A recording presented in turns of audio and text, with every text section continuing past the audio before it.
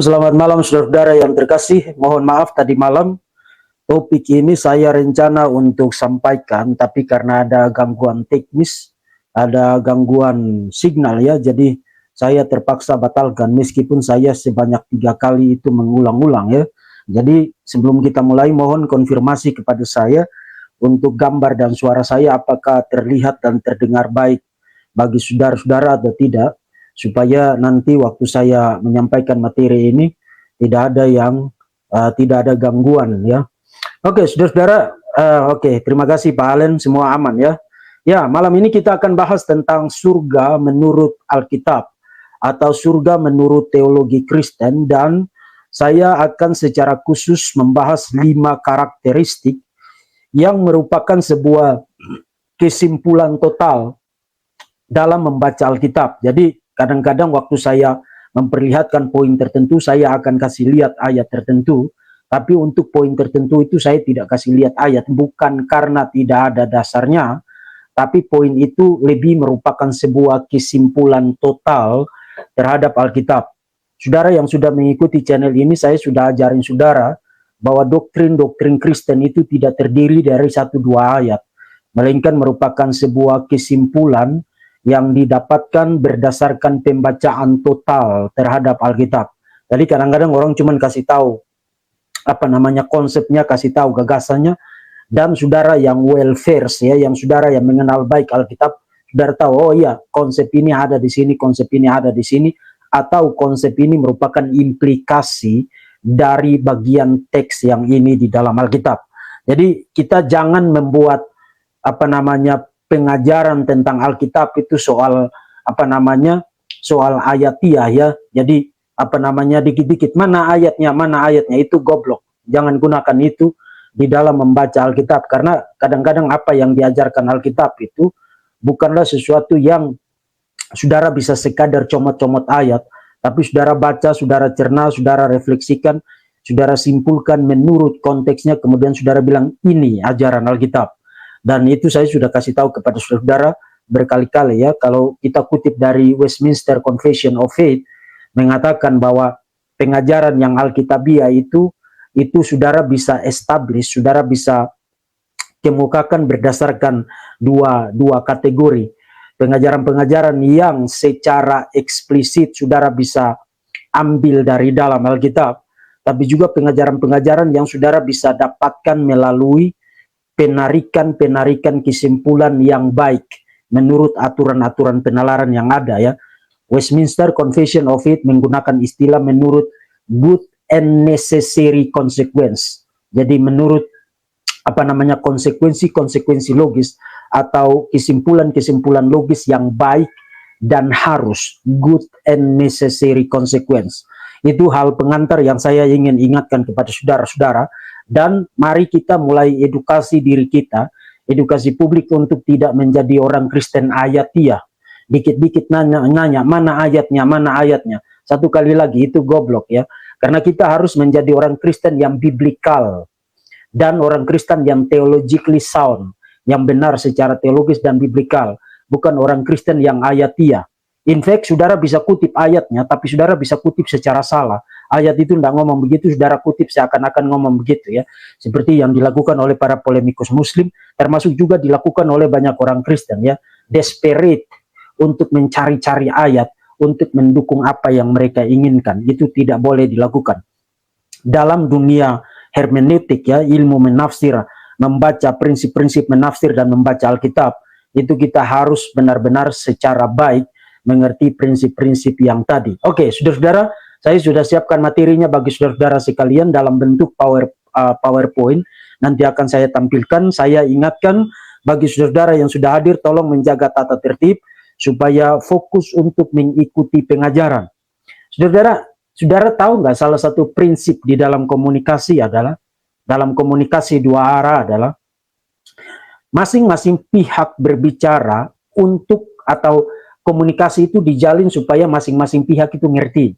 Jadi yang situ bicara, saya dengar supaya saya ngerti. Yang di sini bicara, yang di situ dengar supaya dia ngerti. Jadi masing-masing pihak tidak salah paham terhadap poin dari masing-masing pihak yang ada. Yang membuat komunikasi itu menjadi buruk adalah orang itu mendengar bukan untuk mengerti, tapi mendengar untuk menjawab.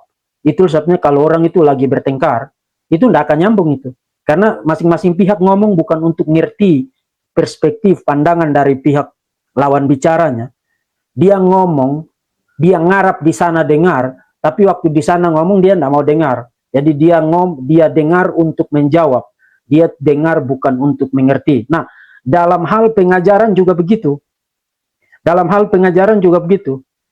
Banyak orang kurang mendapat manfaat dari pengajaran-pengajaran yang ada, terutama secara online begini, karena mereka ngikutin sebuah sesi atau ngikutin sebuah pengajaran bukan untuk paham. Mereka ngikutin sebuah pengajaran untuk berkomentar. Atau kadang-kadang mereka ngikutin sebuah pengajaran untuk mengajukan pertanyaan. Jadi selalu ada pertanyaan yang mereka cari-cari untuk ditanyakan. Itu saudara tidak akan dapat manfaat apa-apa itu. In fact, itu adalah pertanda saudara punya spiritualitas yang buruk. Karena tanda seorang murid yang baik adalah dia mendengar untuk paham dan mendengar untuk memahami, kemudian menginternalisasi itu, merefleksikan itu, menarik implikasi-implikasinya, dan lain sebagainya. Nah, saya tidak bilang bahwa kalau saudara bertanya itu salah.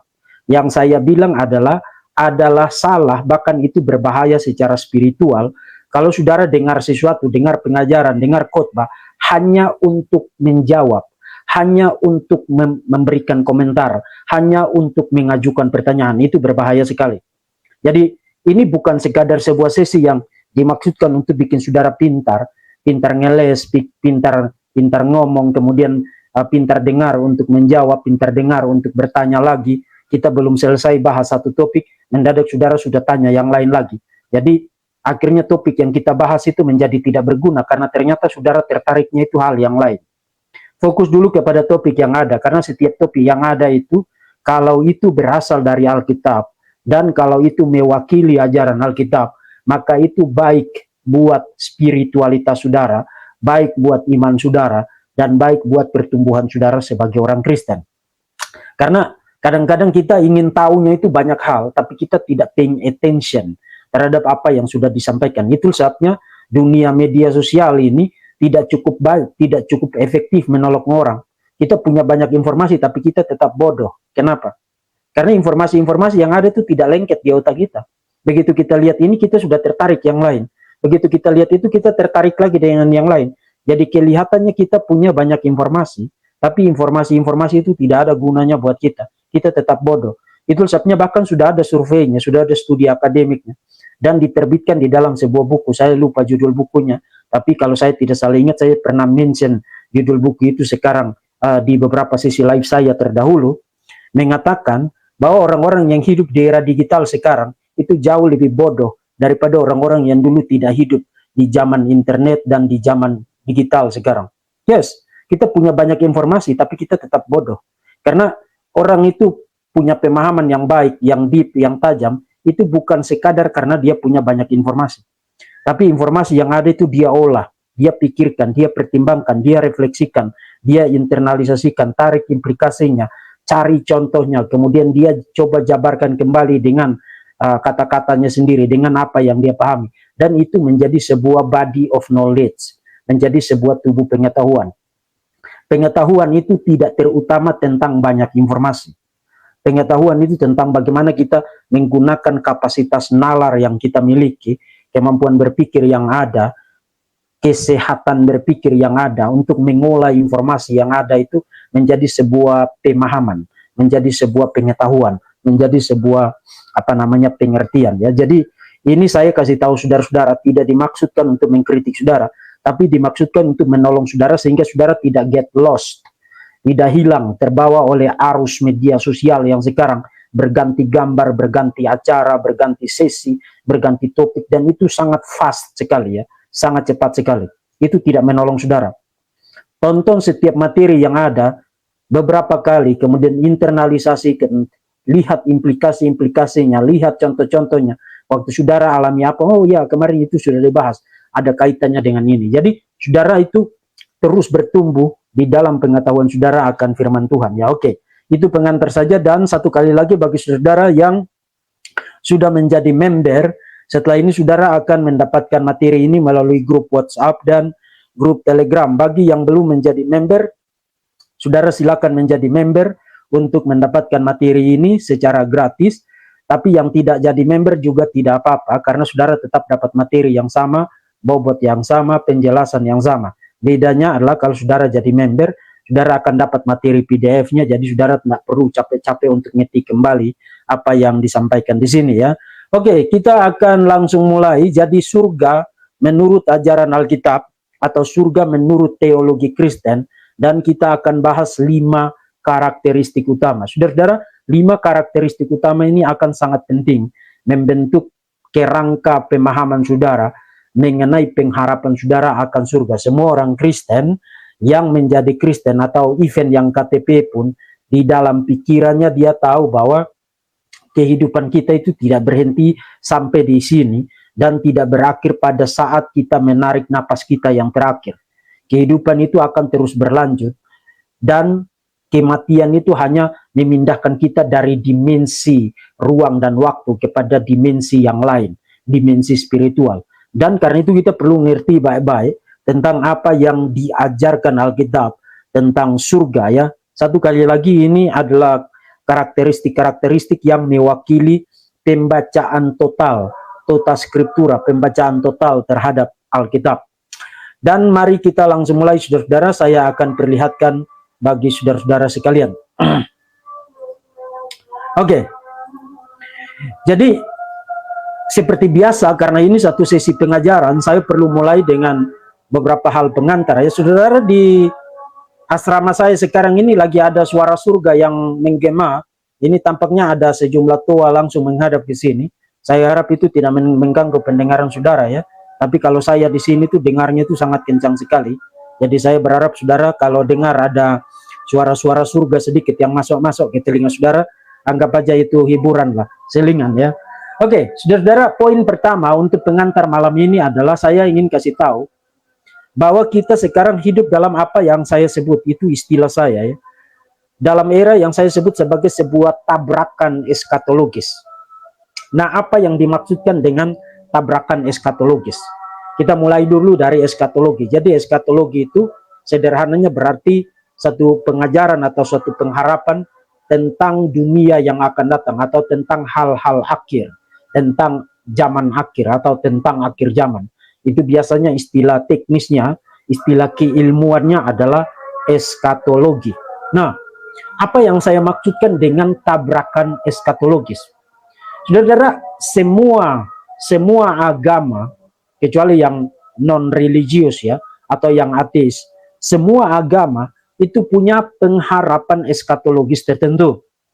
Jadi tidak ada agama yang tidak punya pengharapan eskatologis. Semua agama bicara tentang eskatologi. Tapi bukan itu juga yang saya ingin bicarakan di sini. Yang saya ingin bicarakan adalah dalam pengamatan sederhana saja akan kehidupan ini. Orang-orang, ironisnya, orang-orang yang paling sering bicara tentang surga, orang-orang yang paling sering menjadikan surga itu sebagai satu pengharapan yang sangat kuat, yang mendrive kehidupan mereka, adalah orang-orang yang paling merusak dunia ini. Saya kasih saudara satu contoh. Misalnya para jihadis. Para jihadis yang nenteng-nenteng bom bunuh diri, kemudian mereka meledakkan diri mereka. Saudara, tindakan terorisme bom bunuh diri semacam itu sebenarnya didrive, disetir atau didorong oleh eskatologis. Misalnya dia berharap kalau dia mati bom bunuh diri, maka dia akan mati syahid, kemudian dia akan dapat bidadari-bidadari di surga. Jadi didrive oleh pengharapan eskatologis, pengharapan mengenai kehidupan yang jauh lebih jauh lebih mulia di dalam dimensi kehidupan yang lain selain daripada kehidupan di dalam dunia ini. Jadi saudara lihat, orang-orang itu tidak melakukan itu for nothing.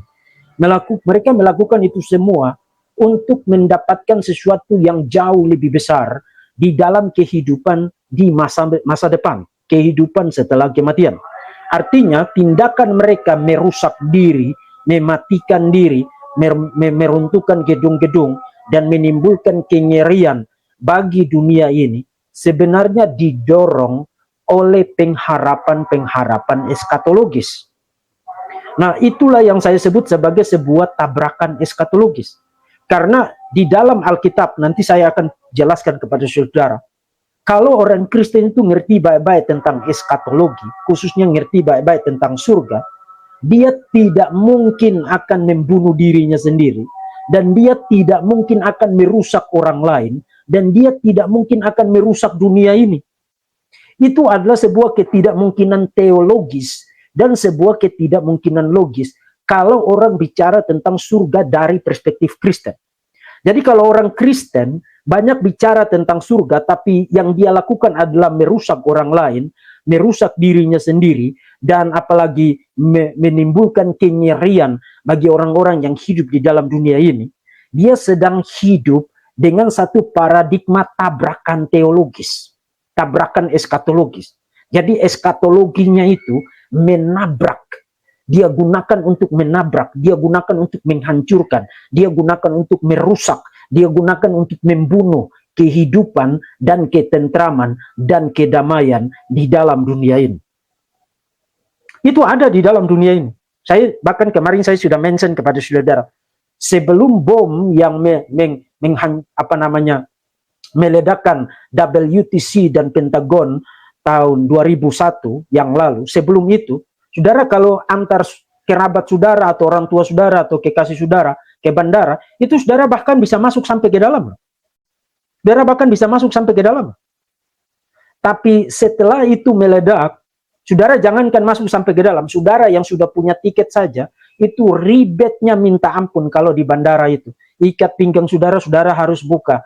Jaket saudara, saudara harus buka. Semua yang berkaitan dengan logam, saudara harus buka. Jam tangan saudara itu saudara harus buka.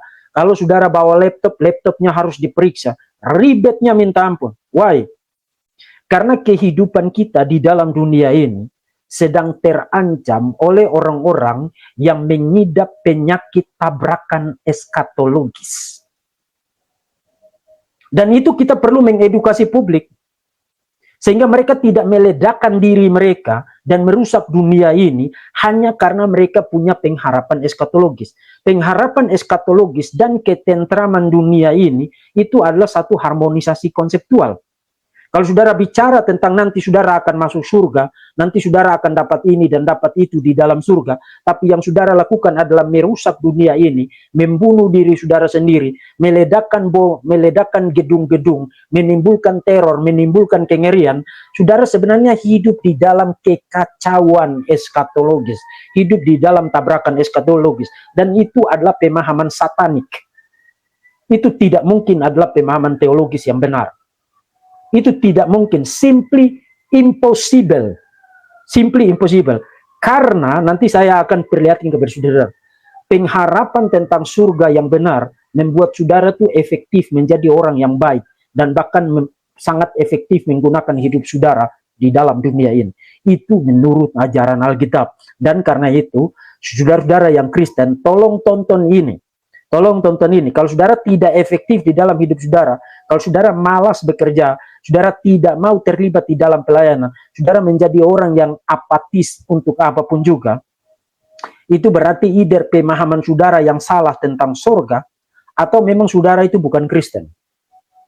Karena pemahaman yang benar tentang surga membuat saudara itu bersemangat, membuat saudara itu mau melakukan banyak sekali kebaikan untuk dunia ini, saudara menjadi orang yang sangat efektif di dalam dunia ini. Mari kita lihat bersama-sama 5 karakteristik penting tentang surga di dalam Alkitab. Itu poin pengantar yang pertama. Poin pengantar yang kedua, di dalam Alkitab istilah-istilah yang digunakan waktu kita bicara tentang surga itu cukup variatif. Yang paling populer digunakan adalah istilah surga. Kemudian ada istilah-istilah metaforik seperti Yerusalem baru. Misalnya kalau saudara baca itu di dalam kitab Wahyu ya, khususnya pasal 1, pasal 22, termasuk juga menggunakan istilah langit baru dan bumi baru. Itu istilah-istilah metaforik. Jadi istilah yang paling sering kita kenal adalah surga, kemudian Yerusalem baru, langit baru dan bumi baru. Itu sebenarnya bicara tentang hal yang sama tapi menggunakan istilah-istilah yang berbeda dan dalam kategori yang berbeda. Ada yang digunakan sebagai metafora, sebagai sebuah majas metaforik, dan tidak dimaksudkan untuk literal. Termasuk beberapa istilah lain di dalam Alkitab juga digunakan dalam kaitan dengan itu, meskipun pengertiannya tidak selalu berarti surga. Misalnya istilah hidup kekal. Istilah hidup kekal kan sebenarnya lebih berkaitan dengan satu kualitas kehidupan yang dianugerahkan oleh Tuhan bagi orang-orang percaya. Jadi orang-orang yang diselamatkan itu mendapatkan hidup kekal. Tapi kadang-kadang orang bicara tentang surga itu sebagai istilah yang digunakan secara bergantian dengan istilah hidup kekal. Jadi kalau saudara bilang, oh nanti kalau saudara yakin masuk surganya, yes, saya percaya saya mempunyai hidup yang kekal.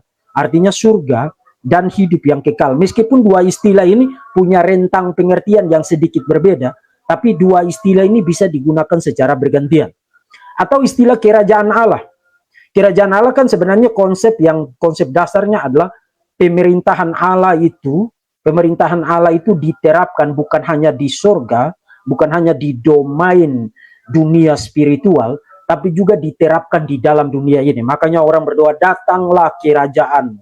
Artinya pemerintahan Allah itu diterapkan di dalam dunia ini, di dalam kehidupan umat manusia tiap-tiap hari. Tapi ada satu bagian di dalam Injil Yohanes pasal yang ketiga, waktu Yesus bicara dengan Nikodemus, Yesus menggunakan istilah kerajaan Allah tampaknya dalam pengertian bicara tentang surga atau bicara tentang kehidupan setelah kematian. Misalnya, Yesus mengatakan di Yohanes pasal 3 ayat yang ketiga dan ayat yang kelima, Yesus mengatakan, barang siapa tidak dilahirkan kembali, ia tidak dapat masuk ke dalam, tidak dapat masuk ke dalam kerajaan surga. Jadi kerajaan surga di situ selain menegaskan tentang pemerintahan Allah, kekuasaan Allah, kontrol Allah atas alam semesta bagi umatnya, tapi juga bicara untuk dengan dimensi pemahaman terkait dengan pengharapan akan surga. Artinya kalau saudara mau masuk surga, saudara harus dilahirkan kembali. Makanya itu menegaskan tentang betapa pentingnya orang itu dilahirkan kembali ya. Jonathan Edwards yang saya bikin fiturnya malam ini, tercatat pernah berkhotbah sebanyak 3.000 kali tentang kelahiran kembali. Kemudian orang bertanya kepada dia, Pak Jonathan, kenapa kok setiap kali khotbah terus tentang kelahiran kembali? Kemudian dia jawab, because kamu harus dilahirkan kembali. Jadi kelahiran kembali adalah sesuatu yang sangat-sangat sentral bagi orang-orang percaya. Jadi istilah-istilah yang digunakan itu beragam, tapi untuk convenience-nya, saya di dalam presentasi ini, saya akan gunakan istilah surga. Kemudian, hal berikut yang kita perlu paham adalah jangan berharap bahwa penjelasan tentang surga itu akan menjadi sangat komprehensif sekali. Kemarin itu waktu saya bikin link sesi live yang pertama, kemudian saya batalkan, kemudian ada orang yang berkomentar, saya harap pertanyaan saya tentang surga dapat terjawab malam ini. Belum tentu. Bergantung apa yang saudara harap untuk saudara dengar. Kalau saudara berharap dengar penjelasan yang cocok dengan pemahaman saudara, maka penjelasan saya bisa saja tidak sesuai dengan harapan saudara. Saudara sudah punya konsep sendiri, kemudian saudara ngarap saya jelaskan untuk cocok dengan yang saudara ngerti, yang tidak bisa. Jadi kalau yang saudara harapkan adalah ajaran Alkitab, maka dengarkan baik-baik. Tapi kalau yang saudara harapkan adalah you sudah punya konsep sendiri, you sudah bikin pemahaman sendiri, kemudian you datang ke sini hanya untuk dapat konfirmasi. Saya berharap Pak Deki menjelaskannya seperti yang saya mengerti. Minta maaf, saya tidak bikin channel ini untuk menyenangkan saudara. Saya bikin channel ini untuk mengajarkan Alkitab berdasarkan pemahaman-pemahaman yang bertanggung jawab. Dan itu bisa saja tidak cocok dengan yang saudara ngerti. Termasuk itu bisa saja tidak cocok dengan keinginan saudara. Dan saya tidak terlalu peduli dengan itu. Karena yang penting bagi saya itu bukan saudara senang atau tidak. Yang paling penting adalah apakah yang saya ajarkan itu benar atau tidak. Kalau itu benar, saudara tidak suka, saudara suka atau tidak suka, itu urusan sekunder. Jadi jangan datang ke sini untuk mengkonfirmasi perasaan saudara atau mengkonfirmasi pemahaman saudara. Datang ke sini untuk belajar. Belajar dan tunduk kepada kebenaran. Nah, poin saya adalah begini. Waktu kita bicara tentang surga, kita hanya punya kapasitas untuk menjelaskan poin-poin atau karakteristik-karakteristik sejauh yang disingkapkan di dalam Alkitab. Tapi pada saat yang sama kita harus ingat bahwa Alkitab tidak memberikan kepada kita penjelasan yang sangat detail dan komprehensif tentang surga. Jadi apa yang saya jelaskan malam ini, itu seperti yang diajarkan Alkitab, tapi itu bukan keseluruhan dari apa yang seharusnya atau kenyataan mengenai surga di dalam realitasnya pada saat kita ke sana nanti. Misalnya kalau saudara membaca di dalam 1 Korintus pasal 2 ayat yang ke-9, 1 Korintus pasal 2 ayat yang ke-9, Rasul Paulus bilang begini, apa yang tidak pernah dilihat oleh mata, dan yang tidak pernah didengar oleh telinga, dan yang tidak pernah timbul di dalam hati manusia, semuanya disediakan Allah untuk mereka yang mengasihi Dia. Jadi yang tidak pernah dilihat oleh mata, tidak pernah didengar oleh telinga, dan tidak pernah timbul di dalam hati manusia, atau termasuk imajinasi kita yang paling kuat sekalipun, itu disediakan oleh Tuhan. Artinya ada unsur misteri pada saat kita bicara tentang surga. Jadi jangan datang ke sini kemudian, Pak Diki ini penjelasan yang tidak lengkap. Memang tidak lengkap, dan kamu akan ngarang bebas kalau kamu berpikir bahwa kamu akan memberikan penjelasan yang lengkap tentang surga. Karena surga itu lebih daripada yang mampu kita jelaskan. Dan Tuhan memberikan informasi yang cukup meskipun tidak komprehensif. Satu kali lagi, Tuhan memberikan informasi tentang surga yang cukup untuk mengstimulasi pengharapan kita dan membuat hati kita bersukacita, dan itu akan terjadi. Tapi kenyataan yang sebenarnya mengenai surga itu lebih besar, lebih luas, lebih mulia dari yang mampu saya jelaskan dan yang mampu saudara pikirkan. Itu saudara harus ingat baik-baik itu. Jadi kalau ada orang datang kepada saudara, kemudian mengatakan kepada saudara, ini adalah sebuah pengajaran komprehensif tentang surga, pada tahap itu saja dia adalah pendusta. Tidak ada pengajaran yang komprehensif tentang surga. Karena Paulus mengatakan, yang tidak pernah dilihat oleh mata, yang tidak pernah didengar oleh telinga, yang tidak pernah muncul di dalam hati manusia, itu semua disediakan oleh Allah bagi orang-orang yang mengasihi Dia. Jadi saudara bisa bayangkan itu ya. Yang saya jelaskan kepada saudara nanti aja, itu sudah sangat beautiful sekali. Tapi even lebih lagi beautiful dari yang mampu saya jelaskan, termasuk lebih mulia lagi dari yang mampu saudara bayangkan. Kemudian, yang terakhir, untuk poin pengantar yang terakhir. Kita hidup sebagai orang Kristen dengan sejumlah kesalahpahaman yang saya perlu mulai dari itu. Saya perlu bongkar kesalahpahaman itu dulu. Dan nanti kita ganti dengan pemahaman yang benar tentang karakteristik surga menurut ajaran Alkitab. Orang-orang Kristen cenderung berpikir bahwa surga itu di atas sana. Betul enggak? Saudara pernah mikir begitu? Surga itu di atas sana. Jadi waktu kita mati, kemudian nanti kita hidup di dalam surga, nanti kita hidup di awan-awan sana. Nanti kita hidup di awan-awan sana.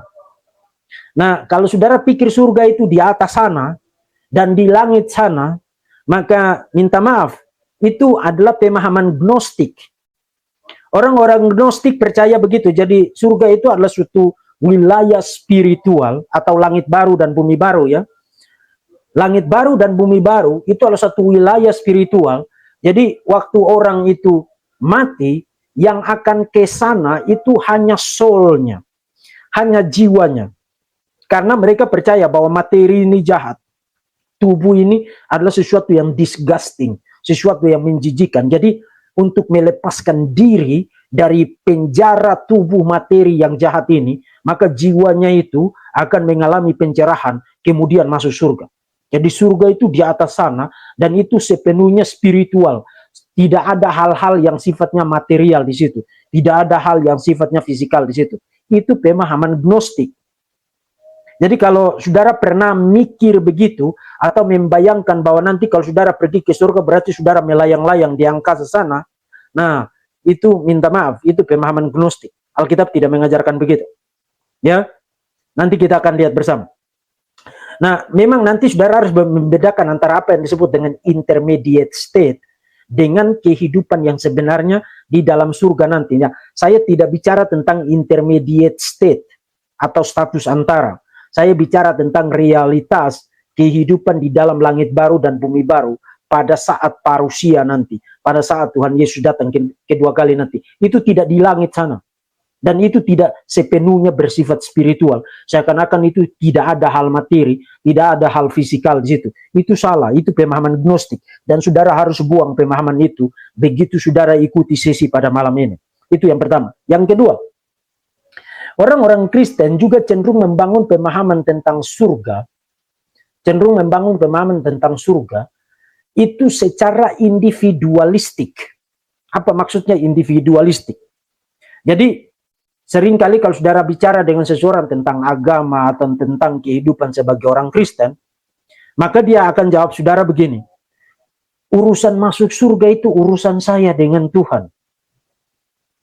Tidak ada urusannya dengan kamu. Satu kali lagi, urusan masuk surga itu urusan saya dengan Tuhan, tidak ada urusannya dengan kamu. Kalau saudara berpandangan begitu, saudara ada dua kemungkinan. Saudara itu bukan orang Kristen yang baik, artinya saudara itu Kristen, tapi saudara nakal.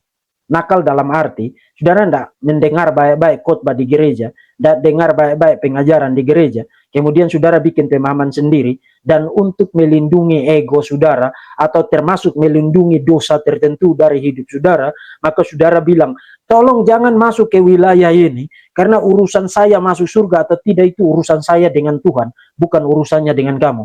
Itu adalah pemahaman yang individualistik. Itu para ahli menyebut itu sebagai me religion, agama saya. No, kekristenan itu tidak me religion. Kekristenan itu bukan agama saya. Kekristenan itu sifatnya komunal. Kehidupan seorang Kristen itu terkait tidak terpisahkan dengan kehidupan orang-orang Kristen yang lain. Dan itu sebabnya Alkitab bicara tentang besi menajamkan besi dan orang menajamkan sesamanya. Atau Alkitab bicara tentang tegurlah seorang yang lain dengan kasih. Atau hiburlah seorang yang lain. Artinya kehidupan orang Kristen itu tidak individualistik. Termasuk urusan masuk surga, itu memang tanggung jawab pribadi. Artinya kita tidak bisa masuk rombongan. Misalnya saya percaya kepada Tuhan, saya tidak bisa bawa paman saya yang tidak percaya kepada Tuhan. Tidak bisa bawa rombongan. Tapi sifat komunalnya itu terkait dengan orang-orang yang punya iman yang sama.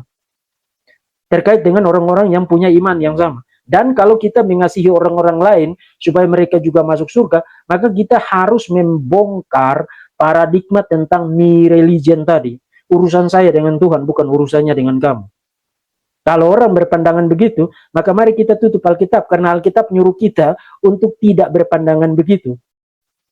Nah, karena itu saudara-saudara, sekarang mari kita bahas 5 karakteristik tentang surga secara cepat, dan nanti saudara boleh mengajukan pertanyaan di sesi live ini. Tapi saya ingatkan, dengar pengajaran ini jangan hanya supaya dapat pertanyaan. Dengar pengajaran ini untuk paham, untuk ngerti, kemudian pikirkan itu, refleksikan itu, dan jadikan itu motivasi, drive untuk kehidupan saudara tiap-tiap hari.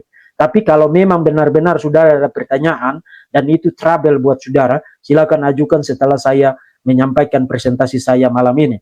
Karakteristik yang pertama, sebelum kita ke situ, saya ingin kutip bagi saudara. Tadi saya katakan bagi saudara, kalau saudara orang Kristen, dan saudara ngaku-ngaku saya pasti masuk surga atau punya hidup kekal, tapi saudara menjadi orang Kristen yang tidak efektif, itu berarti saudara salah percaya tentang surga itu. Karena kalau saudara baca seorang teolog terkenal, namanya C.S. Lewis ya, teolog atau filsuf apologet terkenal, tadinya dia ateis, asal Inggris, sangat terkenal sekali, bukunya Mere Christianity, itu sudah diterjemahkan ke dalam bahasa Indonesia, itu buku klasik ya, tolong beli dan baca, mengatakan, kalau engkau membaca sejarah, engkau akan mendapati bahwa orang-orang Kristen yang paling melakukan banyak hal bagi dunia ini, atau dunia yang sekarang, adalah orang-orang yang persis memikirkan atau paling banyak berpikir tentang dunia yang akan datang. Hanya karena orang Kristen berhenti berpikir tentang dunia yang akan datang, itulah yang akan membuat mereka menjadi tidak efektif di dalam dunia ini. Saudara dia, kalau orang Kristen itu berpikir benar tentang surga, maka dia akan menjadi orang yang sangat efektif, melakukan banyak hal baik, efektif menggunakan waktunya, efektif menggunakan uangnya, efektif menata hidupnya, efektif menata tujuan hidupnya, efektif menata keluarganya, karena dia ngerti baik tentang surga. Tapi kalau dia mulai berhenti berpikir tentang surga, atau bisa juga kalau dia salah ngerti tentang surga, dia akan menjadi tidak efektif di dalam dunia ini. Dia akan ngaco luar biasa karena dia salah paham tentang surga dan dia tidak mengerti tentang surga. Saya kasih saudara beberapa contoh. Kalau saudara belajar di dalam sejarah peradaban dunia ini, siapa orang-orang yang paling kuat memperjuangkan tentang pendidikan, memperjuangkan tentang kesetaraan hak, memperjuangkan tentang pembebasan manusia dari perbudakan, pendidikan, sosial, politik, budaya dan lain sebagainya. Siapa? Orang-orang Kristen. Orang-orang Kristen. Yes, orang-orang Kristen. Orang-orang Kristen, you cek aja di dalam sejarah. Saya kasih saudara satu contoh. Memang betul di dalam perjanjian baru tidak ada ayat yang melarang perbudakan. Tapi ajaran-ajaran perjanjian baru persis memangkas, mematikan akar dari perbudakan. Misalnya surat Filemon. Surat Filemon itu surat yang dituliskan kepada Filemon dari Rasul Paulus terkait dengan budaknya bernama Onesimus. Dan waktu Paulus bilang menulis surat itu supaya Filemon menerima kembali Onesimus, Paulus bilang begini, terimalah dia sebagai saudaramu di dalam Tuhan. Terimalah dia sebagai saudaramu di dalam Tuhan. Nah, saudara coba pikirkan kalimat itu. Ini budak. Dan Filemon itu tuan, pemilik budak. Kalau you tempatkan itu dalam konteks abad pertama, kalimat Paulus itu sesuatu yang sangat radikal sekali. Sangat radikal. Seorang tuan tidak bisa menerima seorang budak sebagai saudaranya. Budak itu budak. Budak itu bahkan tidak punya harga. Dan kalau you bunuh budak, tidak ada hukumnya pada masa itu. Tidak ada hukumnya. Misalnya Pliny de Jonger pernah cerita tentang ada seorang pemilik budak yang hanya karena budaknya itu masaknya tidak enak, kemudian dia sedang piara ikan-ikan piranha itu yang buas itu yang masaknya tidak enak, dia dorong begitu aja ke dalam kolam ikan piranha dan menjadi tidak ada hukumnya, tidak ada hukumnya. Itu pada abad pertama. Tapi pada konteks itu Paulus bilang, terimalah dia kembali sebagai saudaramu di dalam Tuhan. Kemudian di dalam nasihat-nasihatnya, Paulus memberi nasihat kepada para tuan dan para budak. Hai para budak, hormatilah tuanmu seperti engkau menghormati Tuhan. Dan hai tuan-tuan, kasihilah para budakmu seperti engkau mengasihi Tuhan. Itu upside down.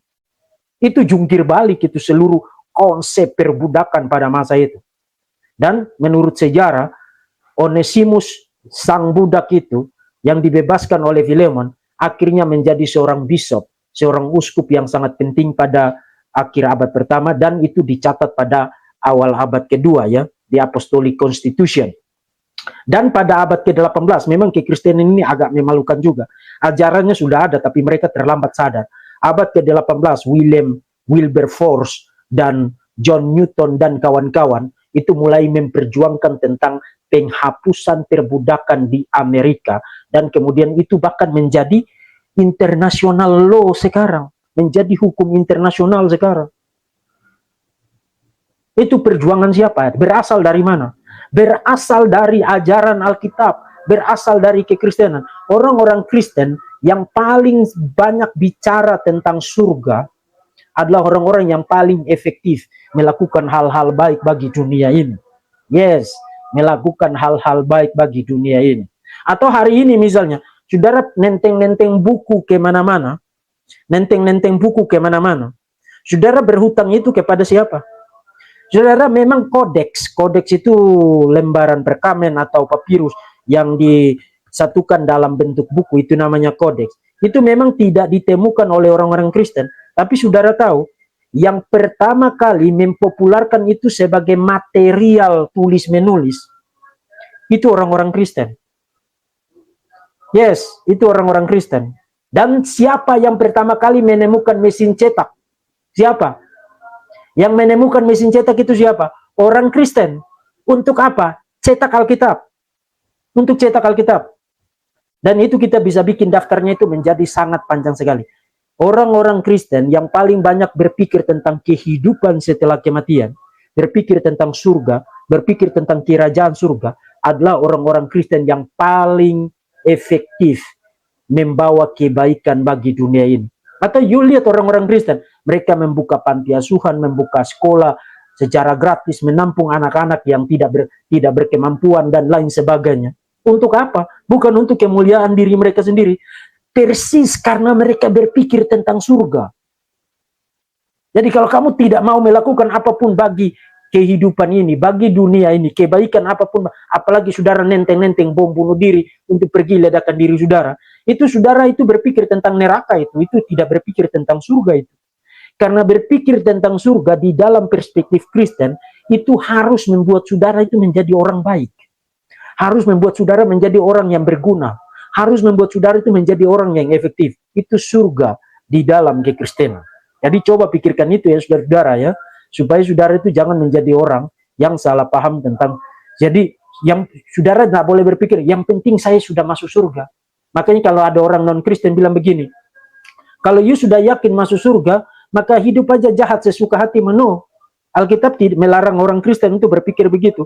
In fact, kalau ada orang Kristen berpikir begitu, bahwa karena dia sudah masuk surga, maka dia boleh sembarang, dia boleh malas kerja, boleh datang terlambat kerja, tidak disiplin, tidak efektif, dan sembarangan di dalam, dia pasti bukan orang Kristen.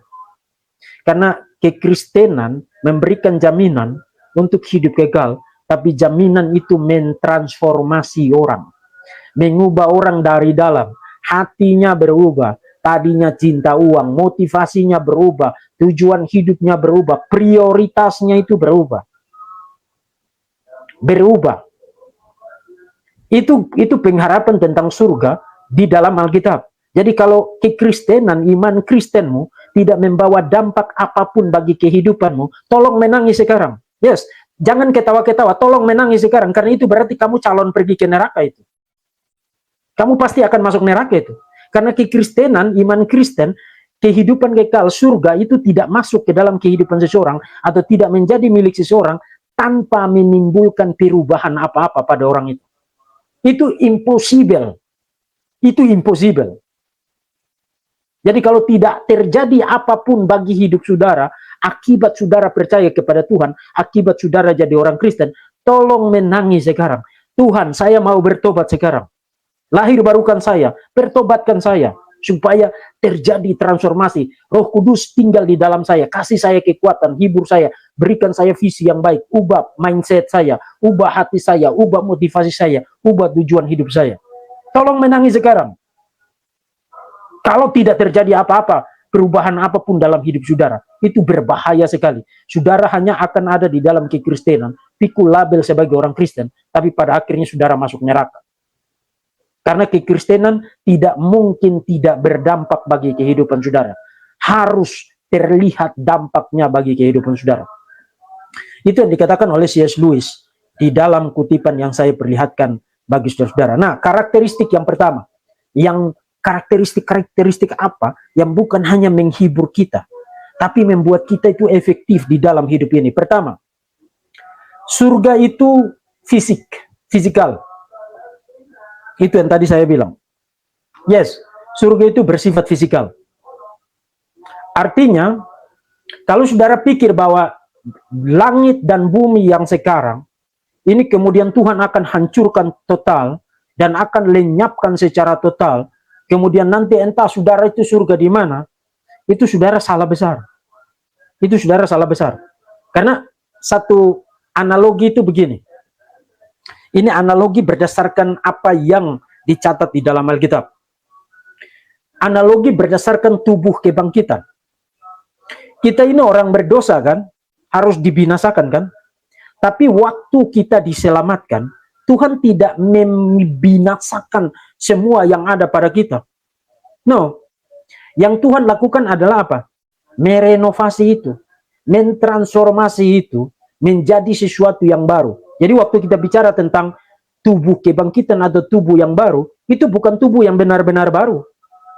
Tidak berarti bahwa tubuh kita yang sekarang ini hancur, kemudian menjadi hilang sama sekali, kita kehilangan identitas kita sama sekali, kemudian Tuhan mendadak saya sekarang wajahnya begini, kemudian saya punya tubuh kebangkitan, lalu wajah saya itu lain, seperti Leonardo DiCaprio.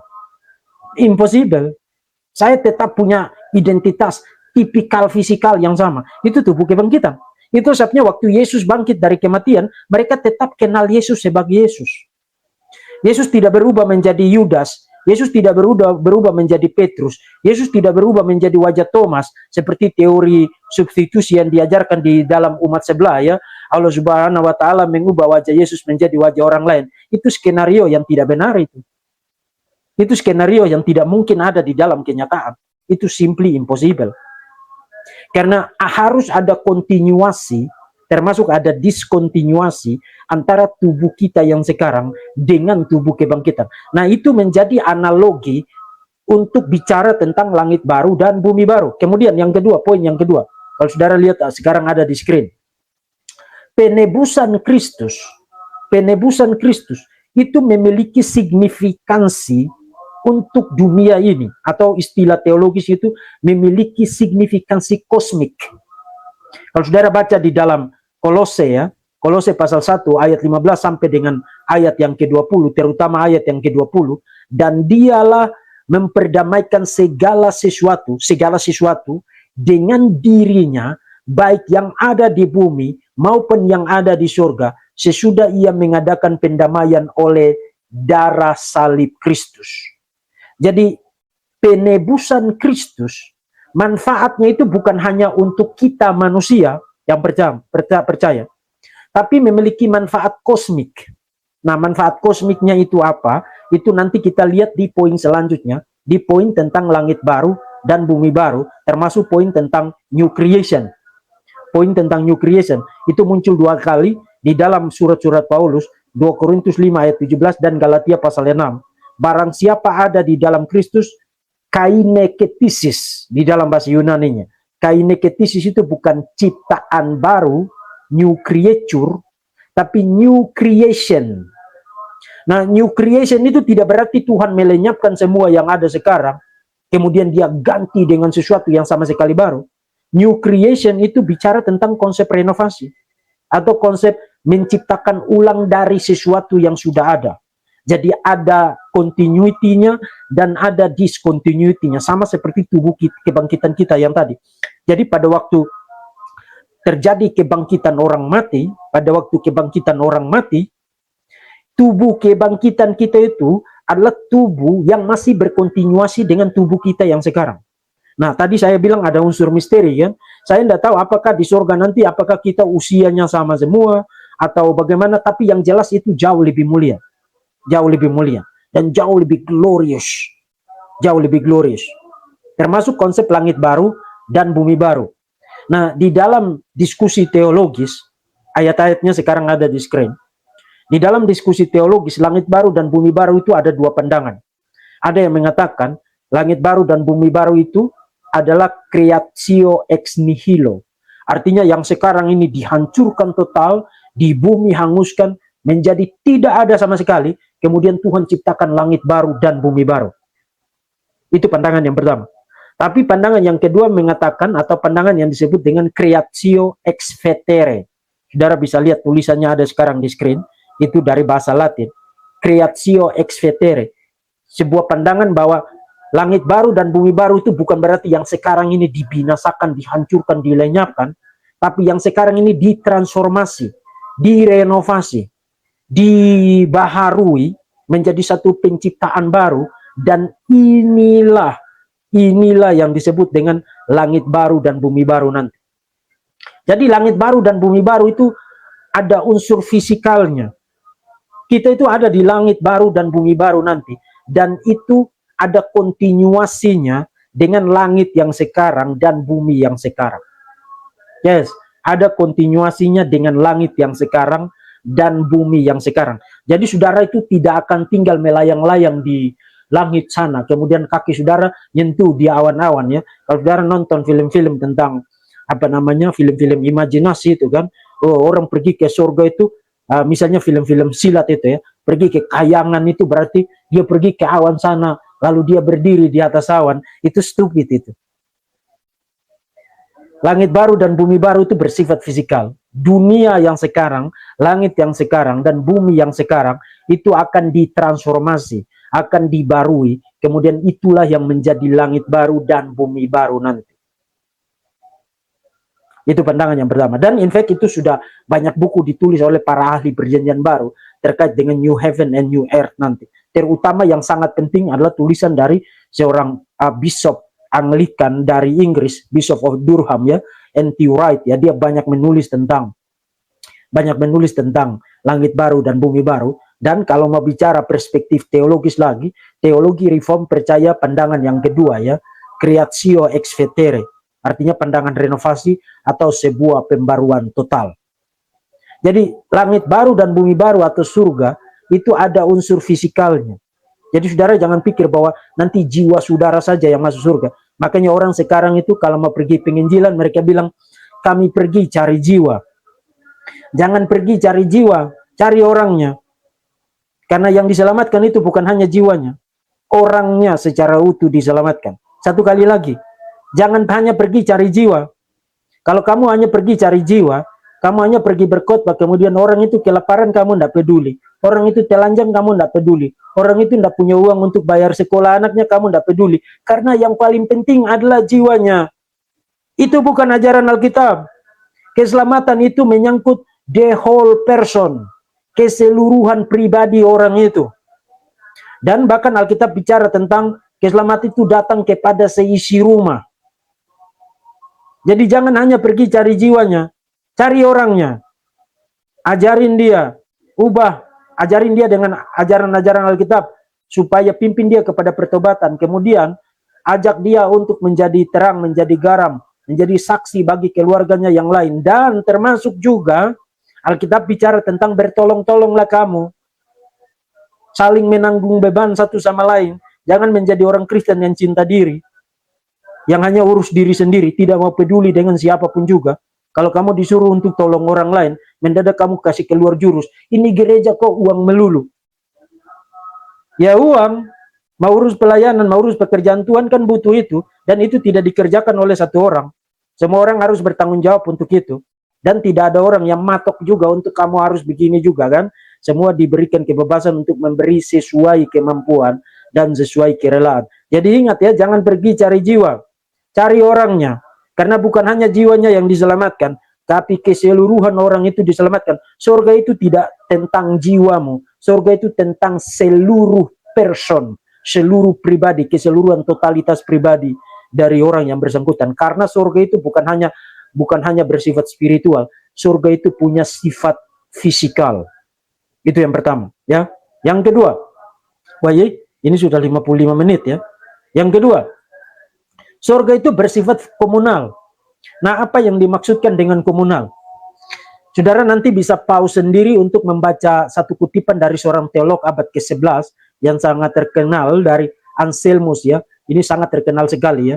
Dia terkenal dengan argumen ontologinya itu ya, untuk membuktikan eksistensi Allah. Nanti saudara bisa pause untuk membaca sendiri. Tapi poinnya itu begini.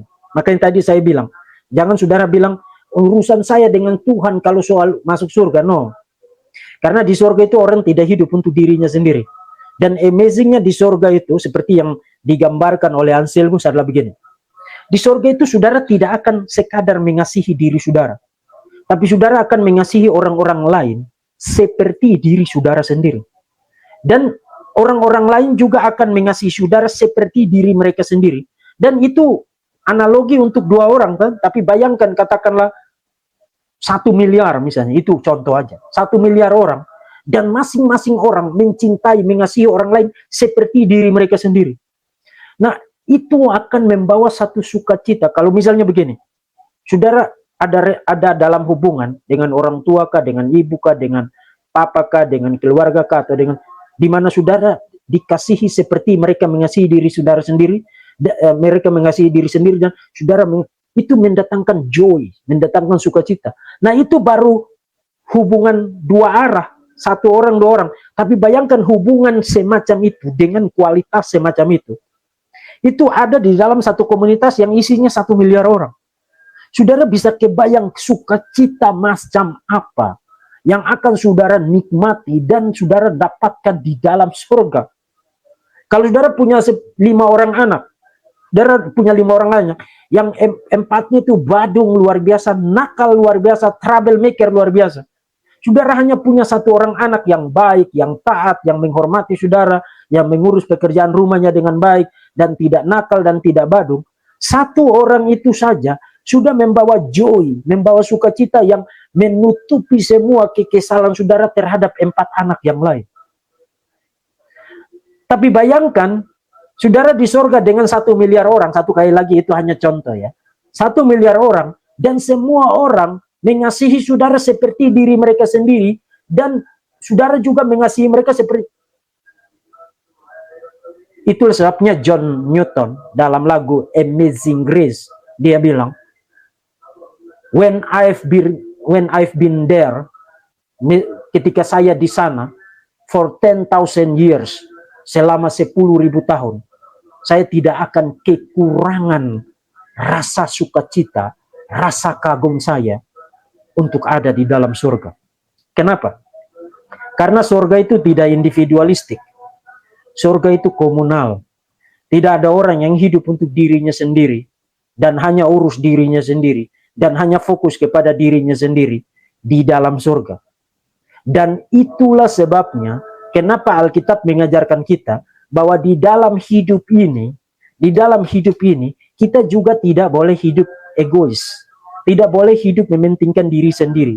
Tidak boleh hidup hanya untuk diri sendiri, kesenangan sendiri, kebutuhan sendiri, agenda sendiri, tujuan hidup sendiri. Tidak bisa. Why? Tidak bisa. Karena itu berarti kamu tidak mencerminkan kehidupan di surga. Orang-orang yang diselamatkan diperintahkan untuk mencerminkan kehidupan surga di dalam dunia ini. Nah, implikasi dari poin yang pertama tentang fisikal adalah apa? Kalau surga itu bersifat fisikal dan itu harus dan sempurna ya, perfect ya, dan itu harus dicerminkan dalam kehidupan orang-orang percaya, maka kamu tidak akan merusak hal-hal yang sifatnya fisikal. Kamu tidak akan merusak bangunan, membom bunuh diri, merusak lingkungan, dan lain sebagainya. Kamu tidak akan melakukan itu semua. Karena itu antitesis dari pengharapan saudara tentang surga. Saudara mulai lihat? Jadi tidak ada pembom bunuh diri di dalam orang Kristen kalau dia ngerti tentang surga. Tidak ada jihadis, tidak ada. Simply tidak ada. Karena itu persis bertentangan dengan pengharapannya tentang surga. Termasuk orang-orang Kristen juga harus menjadi orang Kristen yang tidak egois. Tidak hidup bagi diri sendiri. Why? Karena surga itu tidak individualistik. Surga itu komunal. Surga itu satu kali lagi komunal. Dan itu sebabnya juga Alkitab mengatakan, janganlah menjauhkan diri dari persekutuan komunitas. Ibrani kan mengajari saudara begitu kan? Why? Karena itu cerminan dari kehidupan di dalam surga. Waktu saudara bersekutu tiap-tiap minggu di dalam komunitas, saudara sedang, kemudian saudara mengasihi jemaat, saudara mengasihi pendeta saudara mengasihi saudara, majelis saudara mengasihi saudara, mengasihi jemaat. Saudara sedang mencerminkan apa? Yes, mencerminkan suasana surga. Jadi gereja itu harus mencerminkan suasana surga. Jangan mencerminkan suasana neraka. Rumah tangga juga harus mencerminkan suasana surga. Jangan mencerminkan suasana neraka. Tempat pekerjaan yang pemiliknya orang Kristen, bosnya orang Kristen, yang manajemennya orang Kristen, harus mencerminkan suasana surga. Jangan mencerminkan suasana neraka. Dan seterusnya. Surga itu tidak individual, tidak egois, tidak diri sendiri, tapi bersifat komunal. Itu yang kedua. Yang ketiga, surga itu bersifat permanen. Apa maksudnya permanen? Permanen itu artinya di surga kita tidak akan khawatir bahwa wah nanti ada yang ngaco, kemudian dia berdosa lagi, kemudian kita semua diusir lagi seperti Adam dan Hawa di Taman Eden. No.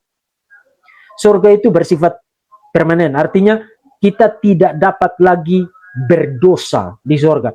Saudara-saudara, seorang teolog terkenal abad ke-5 menjadi seorang doctor of church, ya, doktor gereja, mempengaruhi baik gereja timur, baik gereja barat, Agustinus, membagi kehidupan manusia ke dalam 4 tahap. Tahap yang pertama, sebelum kejatuhan di Taman Eden, Kejadian pasal 1, pasal 2, ketika manusia diciptakan, tahap itu dia sebut sebagai tahap posse peccare. Jadi manusia belum berdosa, tapi mereka punya kapasitas untuk berdosa, posse peccare, dapat berbuat dosa. Kemudian masuk pasal yang ketiga, Kejadian pasal yang ketiga, pada saat kejatuhan, manusia masuk dalam tahap apa? Manusia masuk dalam tahap non posse, non peccare, tidak dapat tidak berdosa. Itu sebabnya Alkitab di Kejadian pasal yang ke-6 mengatakan, seluruh keinginan hatinya adalah kejahatan semata-mata. Jadi memasuki tahap non posse, non peccare, tidak dapat tidak berdosa. Setelah kejatuhan, orang-orang yang belum diselamatkan, itu mereka hidup dalam status itu. Mereka tidak dapat tidak berdosa. Jadi tidak berarti bahwa mereka bisa melakukan kejahatan yang total, menjadi pencuri, menjadi pembom. Tidak semua orang juga begitu. Tapi dalam status itu, karena mereka belum ditebus oleh Tuhan, sifat berdosa itu, saudara ingat saya bicara tentang sifat dosa asal itu. Sifat berdosa itu mencemari semua yang mereka pikirkan. Jadi even pada saat mereka bicara konsep-konsep yang baik pun, itu konsep-konsep yang lahir dari pikiran yang sudah dicemari oleh dosa, maka itu berdosa di mata Tuhan. Tindakan mereka yang baik pun, misalnya memberi makan seorang anak yatim, atau memberi tampungan bermalam untuk seorang pengemis, dan lain sebagainya. Itu perbuatan yang baik, bukan? Tapi perbuatan baik itu lahir dari sifat yang mencemari seluruh kehidupan orang itu. Maka perbuatan itu di mata Tuhan dilihat sebagai perbuatan berdosa, meskipun perbuatan itu punya nilai kebaikan yang relatif. Saudara mulai lihat? Makanya di Yesaya itu, Yesaya bilang, segala kesalehan kami seperti kain kotor. Yes, segala kesalahan. Jadi mereka yang suka pakai putih itu, yang berpikir mereka itu, mereka ada di dalam tahap itu. Non posse, non peccare. Itu calon neraka semua itu. Karena semua kebaikan relatif yang mereka lakukan, itu mereka lakukan di dalam nature keberdosaan mereka, sifat berdosa mereka, dan itu mencemari everything. Waktu Tuhan melihat itu, Tuhan melihat kebaikan relatif itu, tapi Tuhan juga melihat dosa yang mencemari kehidupan mereka. Jadi ada pada tahap non posse, non peccare. Itu setelah kejatuhan dan sebelum ditebus. Nah, setelah orang itu, Tuhan, saya mau percaya kepada Tuhan Yesus. Saya menerima Engkau sebagai Tuhan dan Juru Selamat saya. Saya mengaku saya orang berdosa. Saya orang yang celaka. Saya tidak bisa menyelamatkan diri saya sendiri. Dan saya hanya mau bersandar kepada karya penebusan Tuhan Yesus yang sempurna satu kali untuk selama-lamanya. Mati dan bangkit bagi saya. Saya percaya Dia adalah Tuhan yang menjadi manusia. Saya percaya Dia bangkit dari kematian, dan saya berdoa supaya Tuhan berbelas kasihan memberi saya Roh Kudus di dalam hati saya. Pada saat saudara menerima Tuhan Yesus sebagai Tuhan dan Juru Selamat saudara diberi status yang baru. Status yang baru yaitu status posse non peccare. Saudara bisa tidak berdosa. Jadi saudara tetap punya sifat berdosa. Yes, saudara tetap punya sifat berdosa. Tidak ada orang di dalam dunia yang tidak punya sifat berdosa. Pendeta saudara punya sifat berdosa. Saya punya sifat berdosa. Tetangga saudara punya sifat berdosa. Saudara juga punya sifat berdosa. Anak saudara punya sifat berdosa. Semua kita punya sifat berdosa. Tapi pada saat kita diselamatkan, kita ada pada posisi posse non peccare, dapat tidak berdosa. Jadi kita ada di dalam sifat berdosa, tapi kita punya kuasa, punya kemampuan, kapasitas untuk tidak berdosa. Why? Karena kita didiami oleh Roh Kudus. Alkitab bilang mereka diberi kuasa untuk menjadi anak-anak Allah. Dan Alkitab juga bilang roh yang ada di dalam kamu lebih besar daripada roh yang ada di dalam dunia. Kadang-kadang orang Kristen kutip ayat itu untuk thinking setan. Itu kamu salah kutip itu. Itu ayat mau ngasih tahu kamu seharusnya bisa menang melawan pergumulanmu, godaan untuk berdosa, karena kamu punya Roh Kudus di dalam diri kamu yang lebih besar dari semua roh yang ada di dalam dunia ini. Jadi pose non pecare. Nah, di sorga kita ada pada tahap yang disebut oleh Agustinus non pose non pecare. Pos non pose. Sorry, saya salah ketik ya. Non pose pecare. Non pose pecare. Mungkin saya ketik di sini aja ya.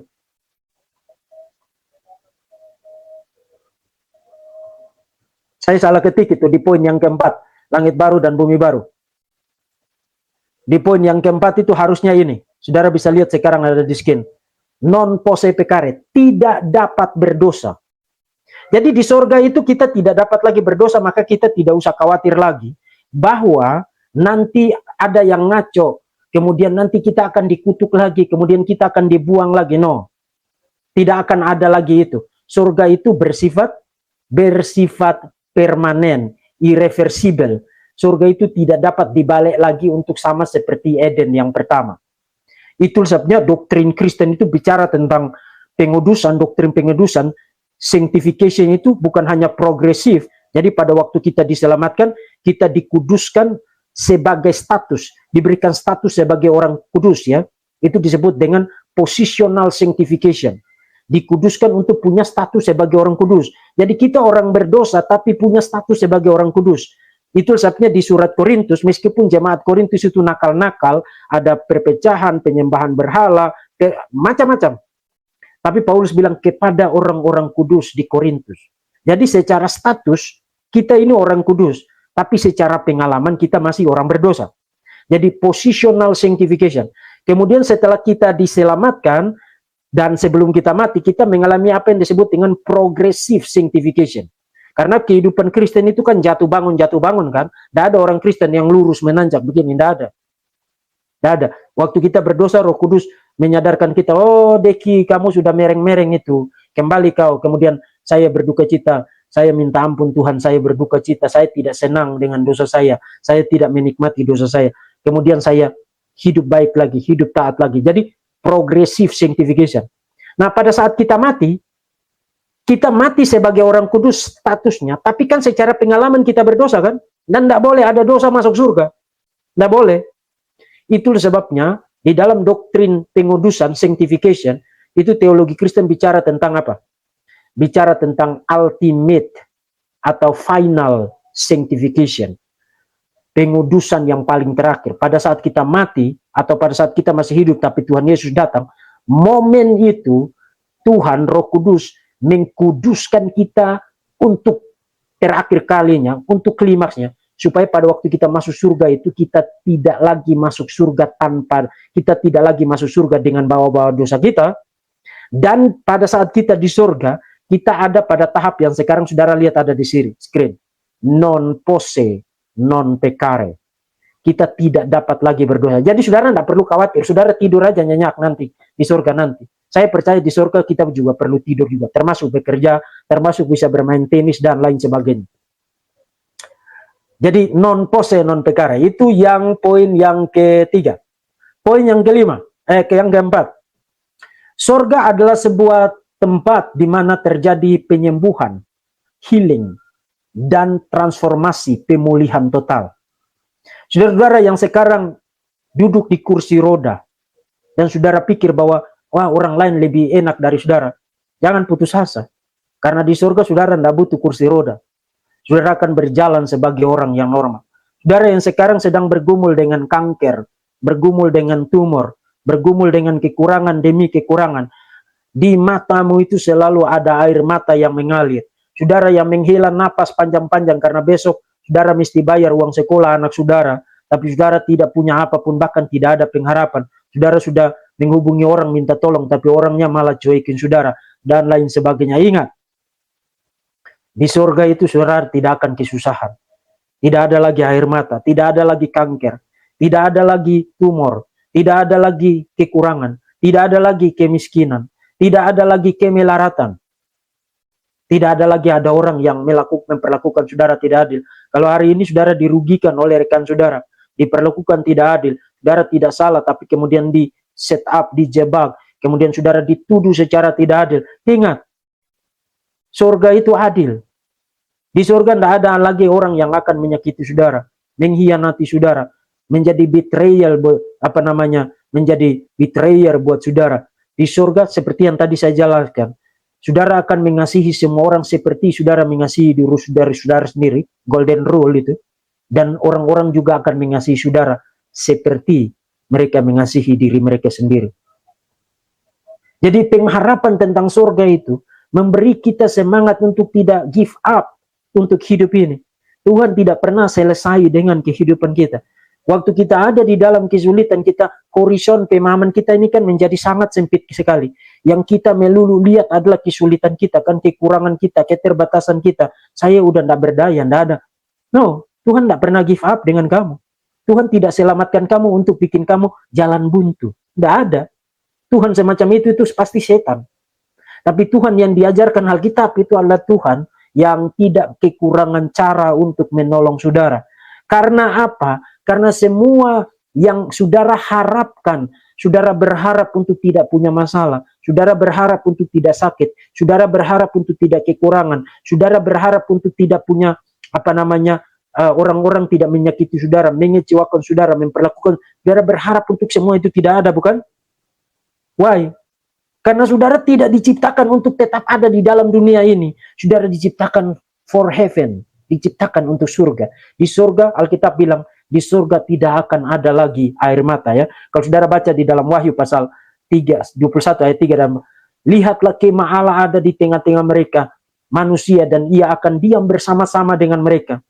Mereka akan menjadi umatnya, dan ia akan menjadi Allah mereka. Dan ia akan menghapus segala air mata dari mata mereka, dan maut tidak akan ada lagi. Tidak akan ada lagi perkabungan, atau ratap tangis, atau duka cita, sebab segala sesuatu yang lama itu telah berlalu. Tidak ada lagi air mata, tidak ada lagi ratap tangis, tidak ada lagi kesusahan. Semua yang saudara tidak suka ada di dalam dunia ini. Saudara tidak ingin itu ada dalam hidup saudara. Karena memang saudara diciptakan untuk surga, yang memang di surga itu tidak ada semua itu. Itu sebabnya saudara harus percaya Tuhan Yesus, supaya saudara dapat menikmati itu di dalam surga nanti. Karena yang punya surga itu Tuhan Yesus.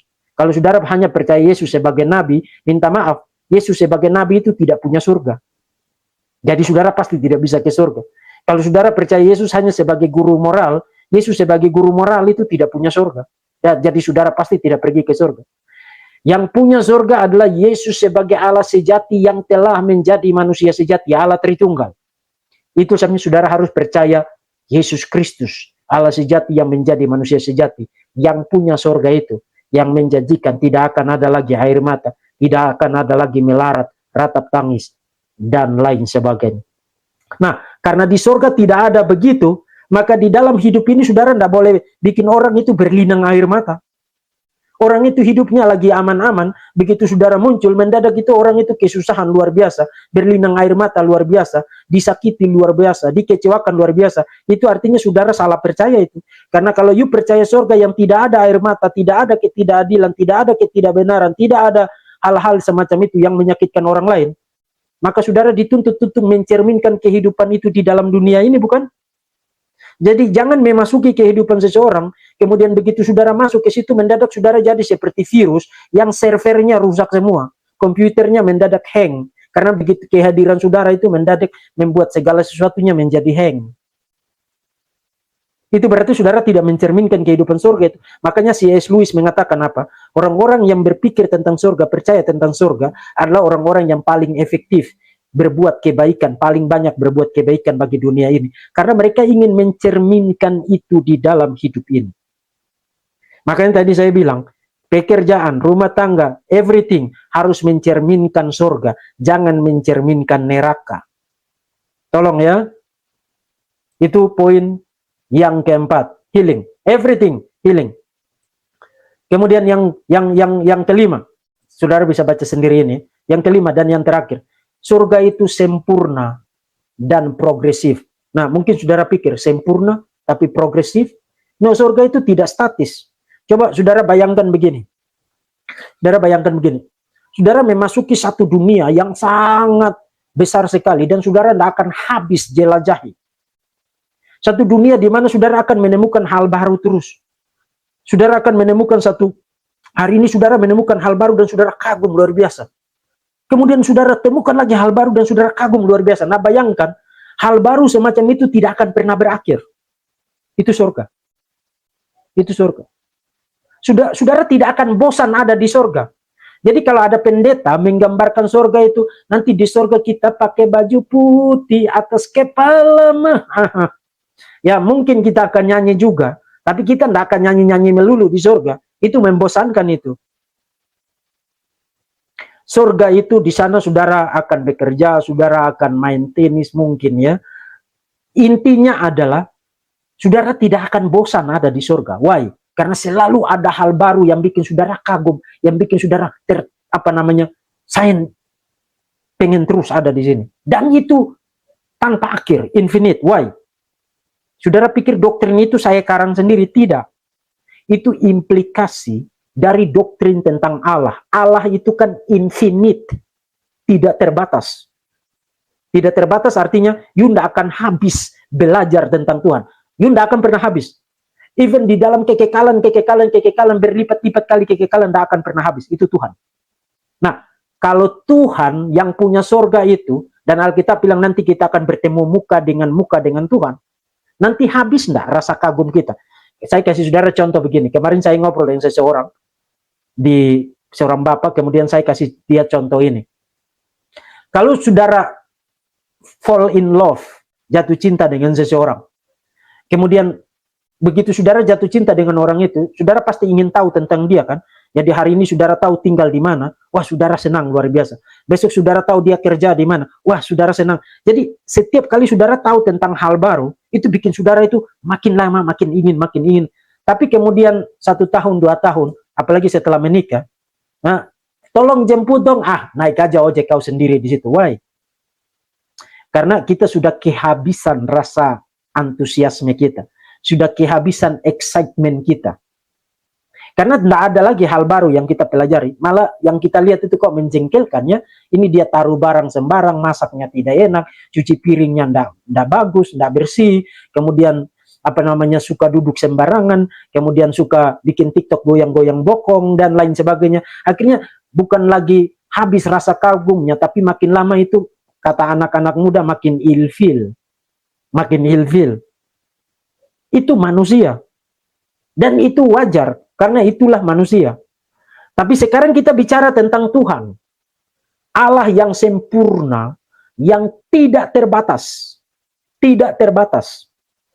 Nah Allah yang tidak terbatas itu, hari ini kita kenal dia untuk sifat yang ini. Kita kagum luar biasa. Besok kita kenal dia lagi, kagum luar. Dan itu tidak akan pernah habis. Makanya para teolog mengatakan, itu bahasa paradoks ya. Surga itu perfect. But progresif. Progresif artinya tidak statis. Kalau statis, surga akan menjadi tempat yang membosankan. Bayangkan, itu kan tidak ada akhirnya. Kalau dia hanya gitu-gitu aja, itu kan akan membosankan banyak itu. No, surga tidak statis. Surga itu progresif. Karena kita percaya doktrin Allah yang tidak terbatas. Dan di surga kita akan bertemu Tuhan. Dan hidup bersama-sama dengan Tuhan. Dan hidup bersama-sama dengan Tuhan kan mengenal Tuhan kan. Semakin kita mengenal dia, semakin kita kagum dan tidak akan habis-habis. Karena Tuhan tidak akan habis untuk kita kenali dan kita pahami dan kita mengerti. Terus-menerus ada persekutuan, intimasi, relasi yang progresif dan yang tidak habis-habis sukacitanya, kebahagiaannya itu di surga. Nah, ini sudah 1 jam 21 menit. Jadi tentang Jonathan Edwards, itu saya skip dulu. Jadi itu gambaran tentang surga ya.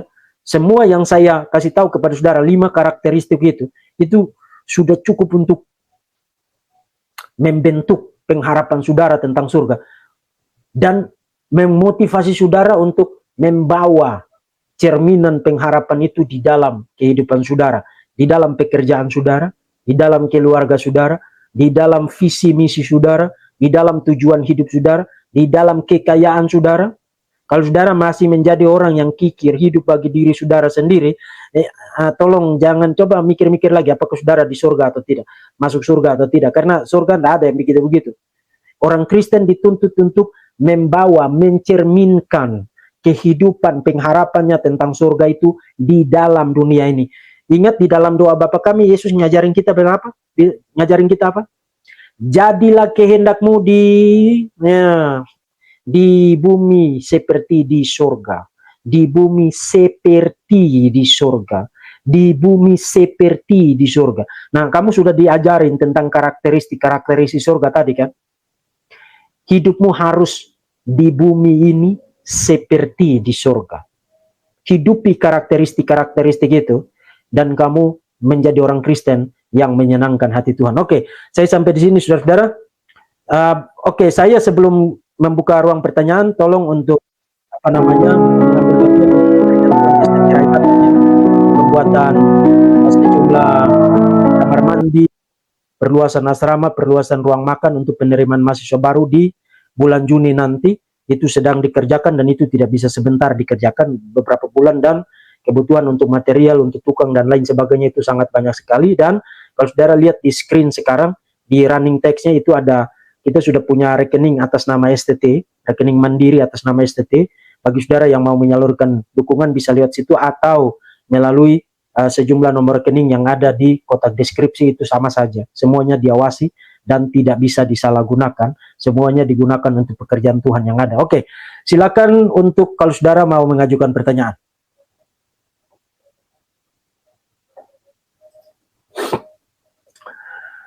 Pak Deki, apakah Elia dan Henok di surga menggunakan? Nah, itu yang tadi di awal saya sudah kasih ingat kepada saudara, bahwa surga yang saya bicarakan ini adalah satu tahap pada saat Yesus nanti datang kedua kali. Nah, pada era yang sekarang ini yang disebut dengan, kalau kita mati, kita memasuki apa yang disebut dengan intermediate state, status antara. Status antara artinya satu status antara kematian dengan kedatangan Tuhan Yesus yang kedua kali. Nah, Musa dan Elia itu sekarang ada di mana? Ada di intermediate state. Nah, kalau ada di intermediate state, maka pertanyaan ini, apakah menggunakan tubuh manusia, itu apakah sudah terjadi kebangkitan tubuh atau belum? Belum kan? Belum kan? Nah, itu sebabnya ada teolog yang mengatakan, di intermediate state, kita diberikan tubuh sementara. Diberikan tubuh sementara. Nah, saya tidak terlalu yakin apakah itu benar atau tidak, tapi itu satu dugaan yang plausibel. Dugaan yang mungkin, meskipun kita tidak bisa pastikan itu karena Alkitab tidak memberikan clue tentang bagaimana kondisi kita di dalam intermediate state. Jadi ini bukan hanya soal Musa, bukan hanya soal Elia, tapi semua orang yang kita kasihi pada saat mereka mati, yang percaya Tuhan ya. Kalau yang tidak percaya Tuhan pasti di neraka itu, pasti di neraka ya. Nah, jadi yang pasti Alkitab bicara tentang orang-orang, misalnya di Filipi pasal 3, aku ingin tinggal di dalam dunia ini untuk melayani Dia, tapi lebih lagi aku ingin pergi dan diam bersama dengan Kristus. Yang pasti mereka bersama dengan Kristus dan dalam keadaan sukacita dan dalam keadaan bahagia. Agustinus salah mengatakan bahwa intermediate state itu jiwa itu tertidur ya, soul sleep. Itu teori dari Agustinus. Hari ini tidak banyak lagi orang percaya begitu. Mereka dalam keadaan sadar, mereka dalam keadaan sukacita, mereka dalam keadaan bahagia, tapi apakah mereka punya tubuh sementara? Itu mungkin saja, tapi kita tidak bisa simpulkan itu terlalu kuat, karena kita tidak punya petunjuk. Memang ada beberapa peristiwa seperti peristiwa transfigurasi. Peristiwa transfigurasi itu kan muncul Musa dan Elia, dan itu kelihatan kan, kelihatan oleh para murid, 3 orang murid yang Yesus bawa untuk menyertai dia di gunung itu kan, kelihatan kan. Dan itu artinya mereka muncul dalam wujud fisikal. Itu mungkin saja. Tapi kan itu di dalam fenomena yang khusus, dan itu terjadi di dalam ruang dan waktu. Nah, apakah di dalam dimensi yang lain mereka punya tubuh sementara semacam itu? itu kita tidak terlalu tahu tentang itu ya. Kita tidak terlalu tahu tentang itu. Jadi mari kita membatasi keingintahuan kita hanya untuk apa yang dikatakan di dalam Alkitab.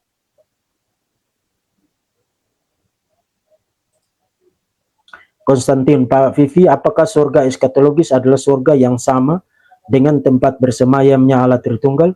Bukannya Allah Tritunggal adalah roh. Allah Tritunggal bukan hanya roh, tapi juga maha hadir. Allah Tritunggal bukan hanya roh, tapi juga omnipresent. Jadi tidak salah kalau kita mengatakan bahwa surga adalah tempat bersemayamnya Allah Tritunggal. Wong dia maha hadir kan? Kalau dia maha hadir, dia hadir di surga nggak? Yes. Tapi Tuhan tidak hadir di neraka. Jadi maha hadir tidak berarti bahwa di neraka juga Tuhan ada. Justru neraka itu disebut neraka karena Tuhan tidak ada di situ. Dan itulah yang membuat kengerian yang sangat mengerikan di dalam neraka itu. Saudara, yang membedakan orang yang percaya dengan orang yang tidak percaya adalah orang percaya itu Tuhan hadir di dalam hidupnya.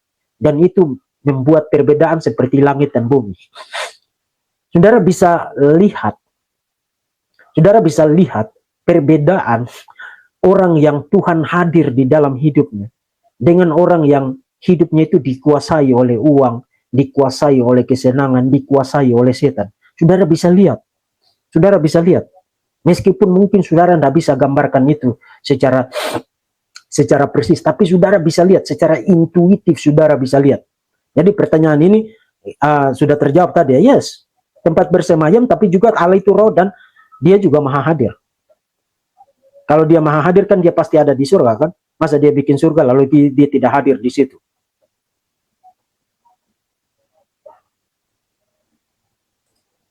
Pak Deki, mengapa iblis dalam kekekalan lampau dapat berdosa sedangkan manusia di kekekalan masa depan? Nanti kita sampai di surga baru kita tanya. Karena Alkitab tidak menjelaskan itu bagi kita. Jadi kalau orang mau berspekulasi tentang itu, dia pasti sedang berspekulasi. Dan juga ini pertanyaan yang sebaiknya memang bagus, menarik untuk ditanyakan, tapi tidak penting-penting amat. Jadi jangan memburu pertanyaan-pertanyaan spekulatif begini. Bagaimana Pak Deki? Jadi ada orang pernah inbox saya, Pak Deki tolong jawab saya, bagaimana seandainya kalau Adam tidak berdosa? Saya jawab dia sederhana saja, saya potong aja, nyatanya Adam berdosa. Titik, saya kasih tanda seru, kemudian hanya itu aja. Maksud saya, bukan karena bahwa pertanyaan itu tidak menarik. Pertanyaan itu menarik, tapi tidak penting. Karena memang Adam berdosa. Nah, hal-hal yang Alkitab tidak nyatakan, itu jangan memburu ke sana. Karena ingat Ulangan pasal 28 ya. Ulangan atau Imamat. Pasal 28-29. Yang disingkapkan itu bagi kamu, tapi yang tidak disingkapkan itu bagi Allah. Jadi kalau yang Tuhan tidak kasih tahu, jangan coba-coba berspekulasi. Itu nanti repot.com itu. Tanya aja hal-hal yang terkait dengan bagaimana saya hidup sebagai orang Kristen. Bagaimana saya menggunakan waktu saya, menggunakan uang saya. Apakah saya perlu terlibat di dalam pelayanan ini atau tidak, dan lain sebagainya. Yang jauh-jauh lebih penting. Jangan memburu hal-hal yang sifatnya spekulatif. Itu tidak penting-penting banget.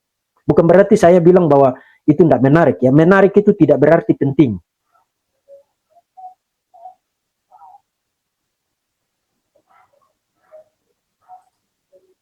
Ketiadaan Tuhan adalah yes. Saudara sudah mulai menikmati neraka di dalam hidup ini kalau Tuhan tidak hadir di dalam hidup saudara.